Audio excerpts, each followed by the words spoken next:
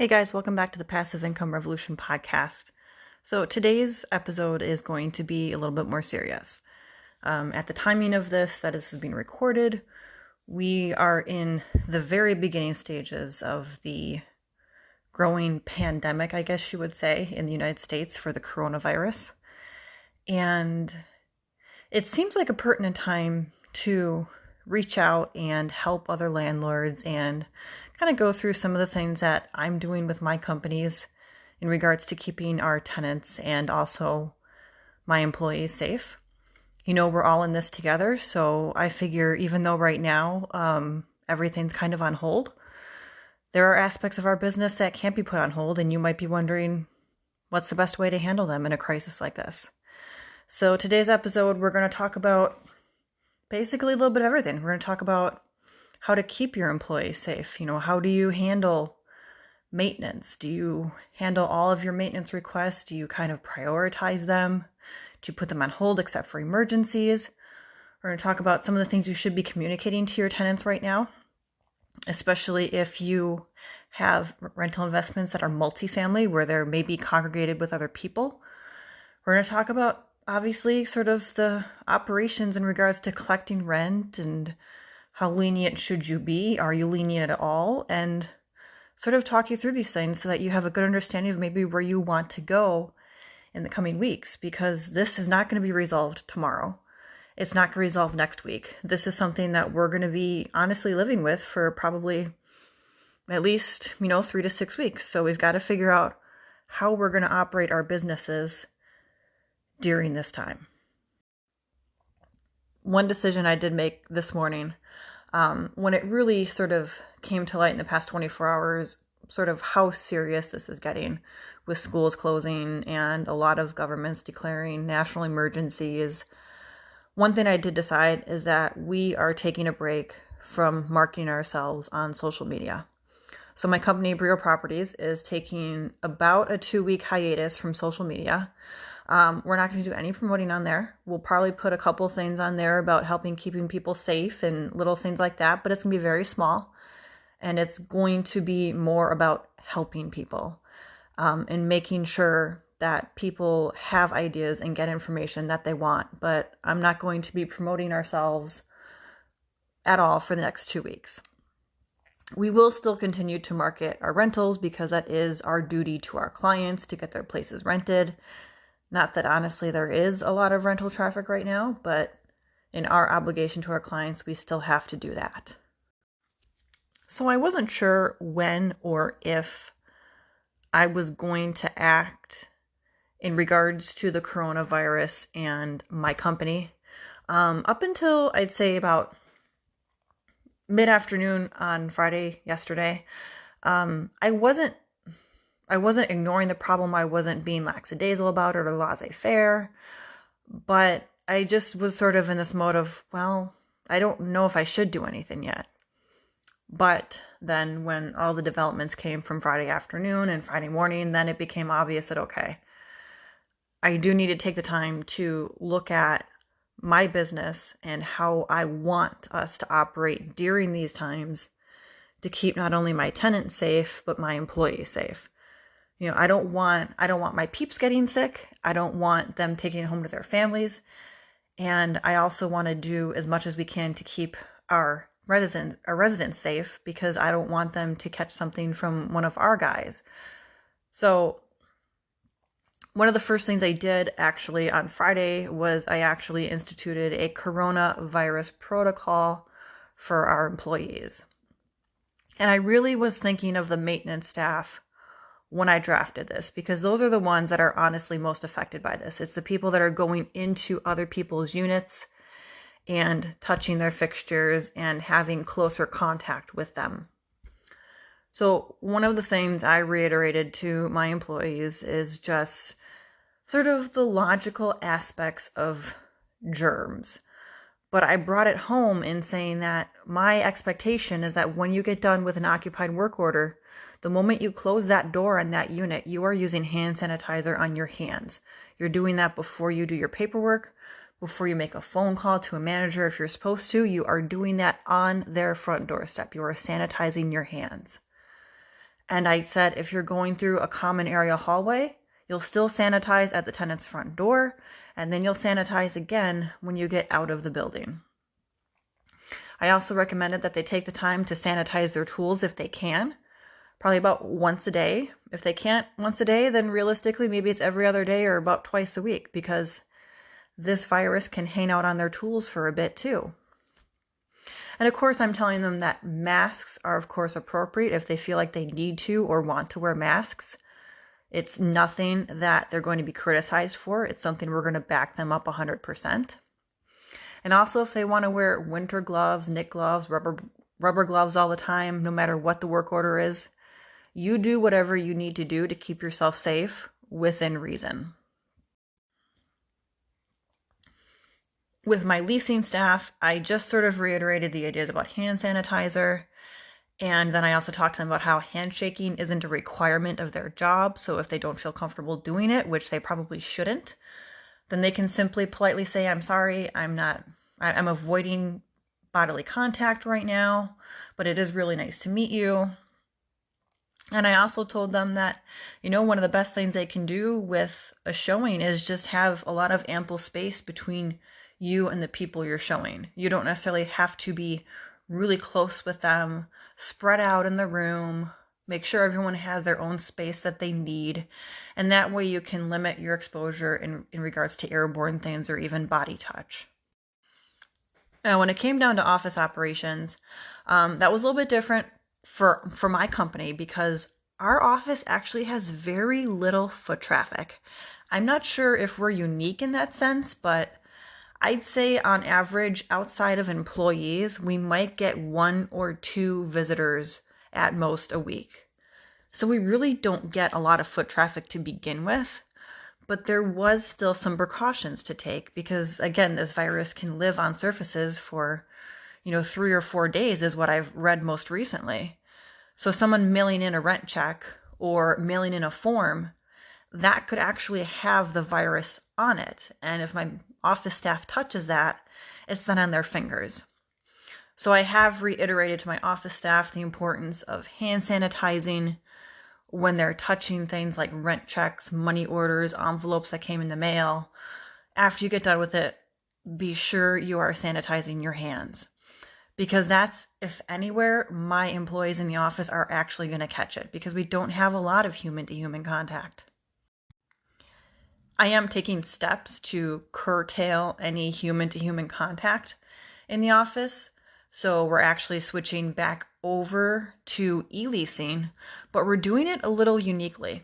We're actually still going to have a leasing appointment with the new resident, but we're going to do it basically via Skype.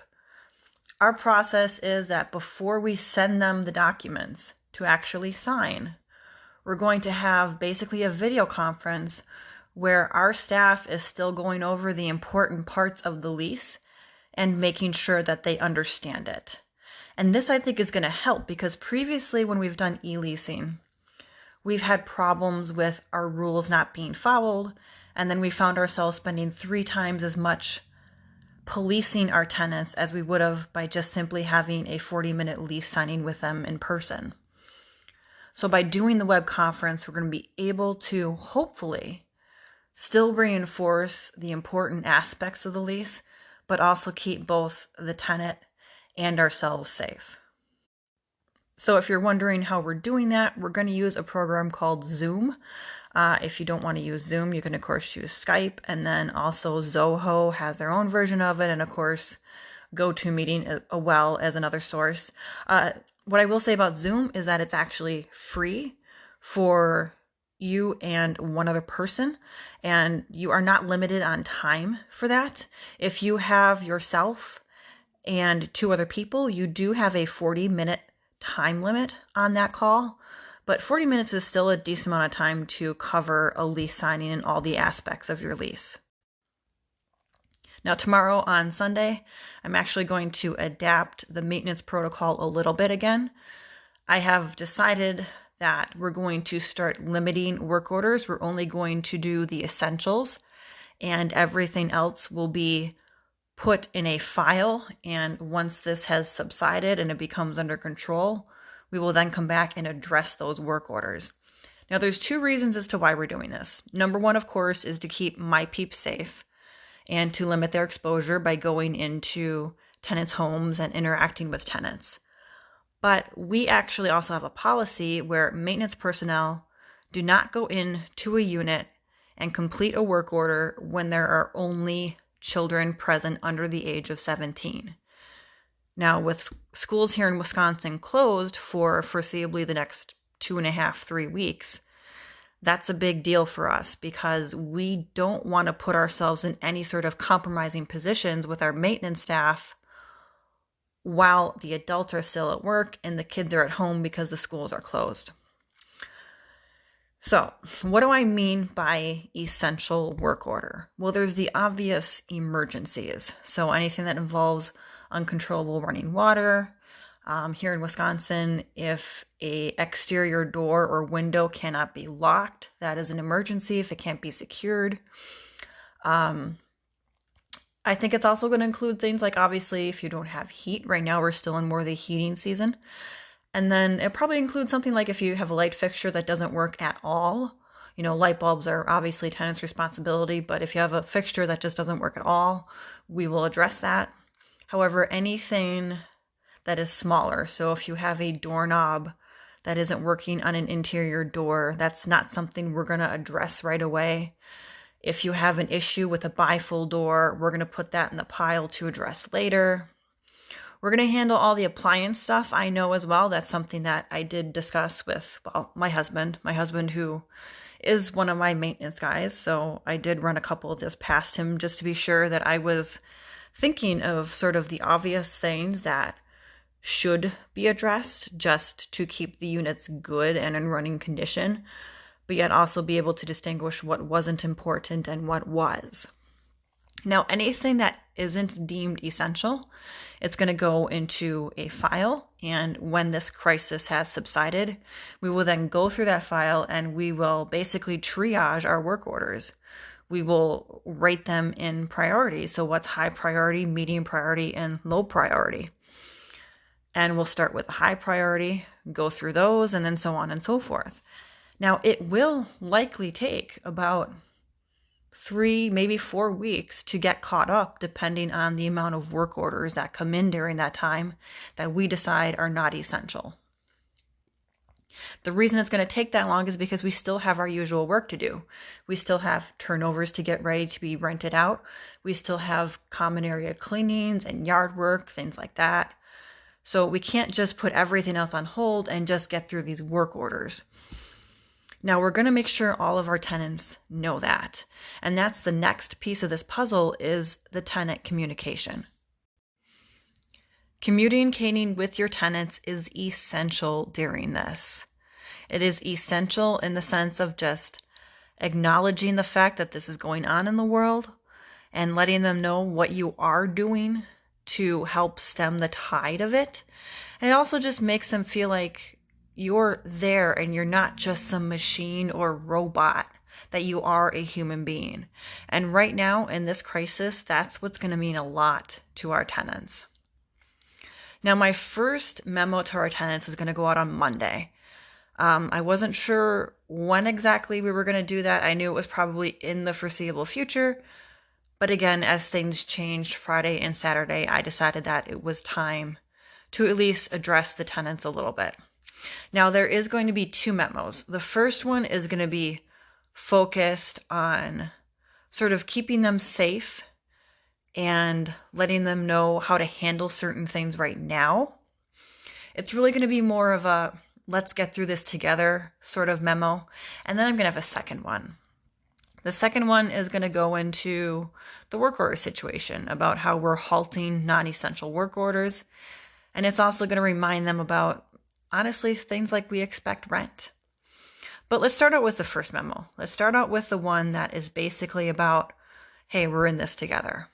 So in this memo, I'm going to point out the fact that we're still going to continue to clean common areas if there's common areas in their building, but yet they're still highly advised to wear gloves, sanitize their mailbox, use hand sanitizer immediately coming in from the hallway, and just keep precautions like that in mind. Maybe they carry a disinfectant wipe and disinfect the buttons on the washer before they press everything to make their laundry go. And give them simple tips like that, but also reminding them that, hey, we're still going to clean the hallways, but we are dealing with the same supply issues that you are. So it may be that at a point we might not have disinfectant. So we're just using degreaser. So if that's the case, then I want to be sure they're prepared that they should be sanitizing themselves regularly when they come out of any common areas. Because we don't really have a disinfectant tree that we can go get more disinfectant from. We're coming from the same suppliers that likely our tenants are trying to get it from. So I want to be sure that they're taking their own precautions to keep themselves safe, because we can't guarantee we'll have access to the things that we need to keep everything disinfected. And of course, I'm going to ask them not to congregate in the common areas and the closed hallways, and remind them about social distancing, things like that. And just sort of common courtesy reminders to them of how they really should interact and sort of try and navigate their lives during this time. So this email is very much like a hoorah-rah and we're going to get through this sort of email. It's meant to pep them up, let them know that we're trying our best and that we are still going to be here for them as much as we possibly can and do as much as we can to keep them healthy and safe. The next memo for the tenants, and this is likely going to be a little controversial, but the next memo for the tenants is the one that's going to get a little bit nitty-gritty. Right now, tenants are going to be a little slow with paying their rent. They have other things on their mind. They may have family members that are sick. They may be sick themselves.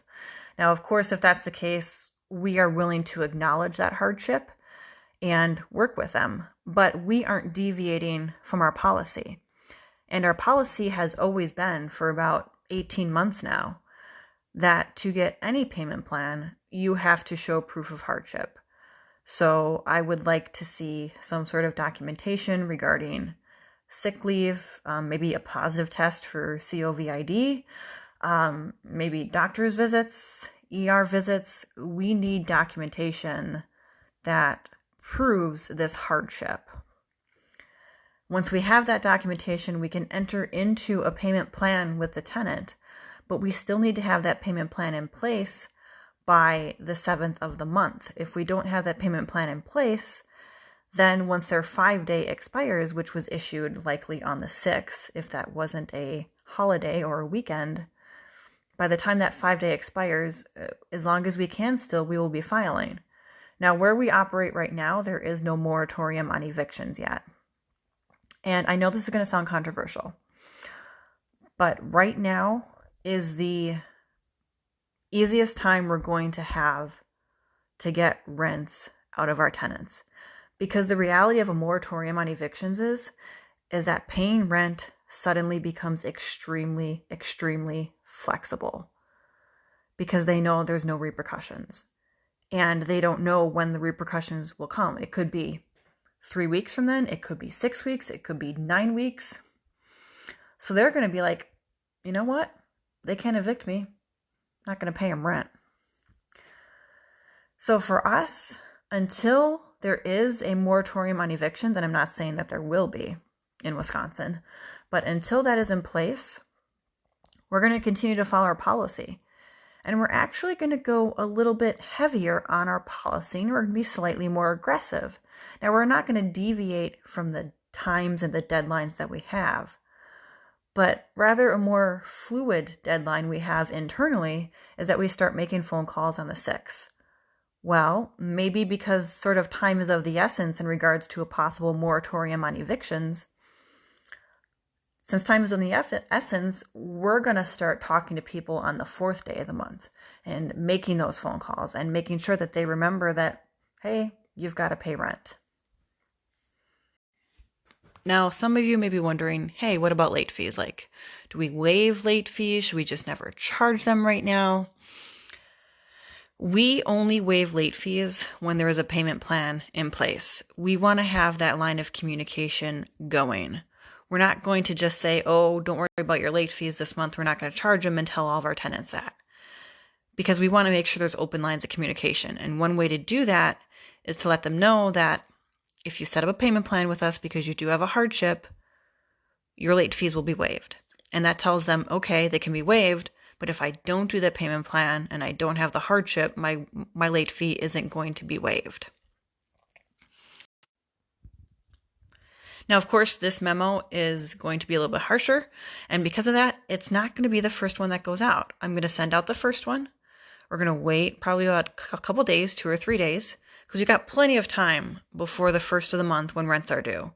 So we'll give it 2, 3, 4, 5 days, and then we'll send out the other one as just a simple reminder. Now, also in this one, I'm going to discuss the new work order procedure. As part of the new work order procedure, we will be limiting the work orders to just the essentials. I will delve into explaining to tenants what the essentials are. And of course, I will say that this is in their best interest and our best interest to keep each other safe and to prevent the further spread of this virus.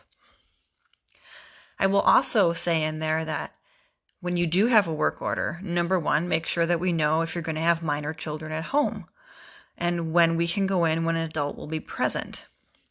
2, let us know if someone in your house is currently sick or has been sick in the past 5 days. That's something we definitely want to know so that our personnel know that going into the repair so that they can take the necessary precautions and just be cognizant of the fact that, okay, I want to be sure I don't touch my face when I'm in here. I want to be sure and have enough distance between myself and the tenant and the occupants, and just be able to keep themselves safe in the back of their minds while they're completing this essential work order. And of course, I'm going to explain to them how we're going to triage work orders and how we're going to rate them by priority and how they won't all be done magically within the first week or two. That based on the level of work orders that we get and the length of sort of this more or less quarantine, that's going to determine how quickly we get through the non-essential work orders.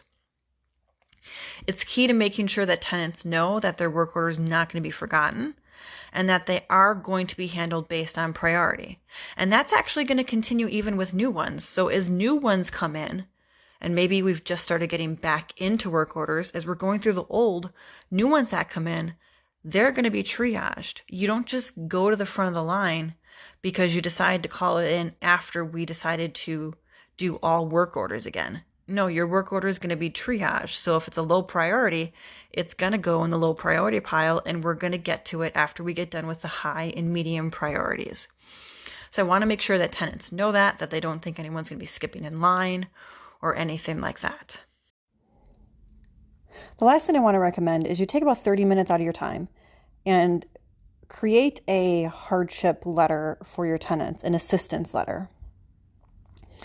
It's possible you've created one of these before because a lot of landlords, I know, I am one of them, we have a pre-written letter ready to go when a tenant says they're going to have trouble paying. And in it, we obviously go over what our protocols are for hardship payments, but also we talk about the places they can go to for assistance like local community action and other charities like that.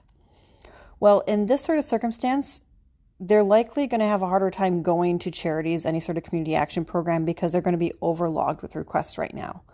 But that doesn't mean that there isn't other options for them to relieve some of their burden right now. Many credit card companies and other loan entities like car loans are actually offering some sort of hardships for people right now. They can call and make other arrangements. So include that in your letter. Also include anything you know that's going on in your state with your utility companies.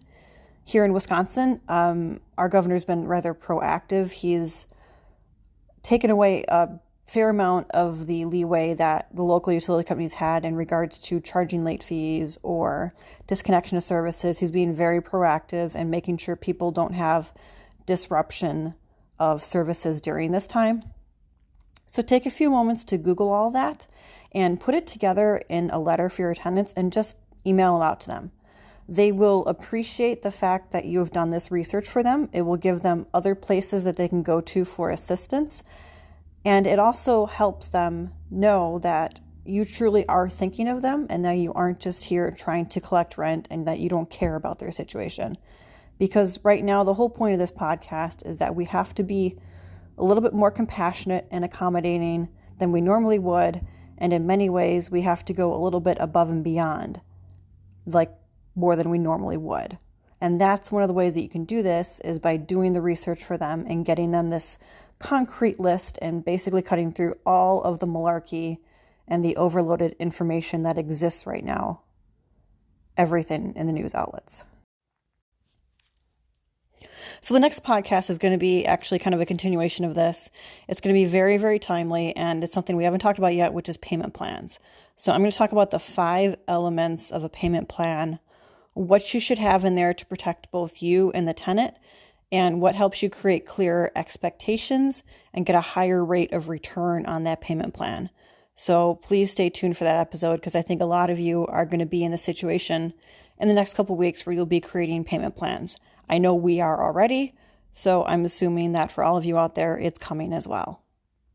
Stay safe and healthy until then. I'll talk to you guys later.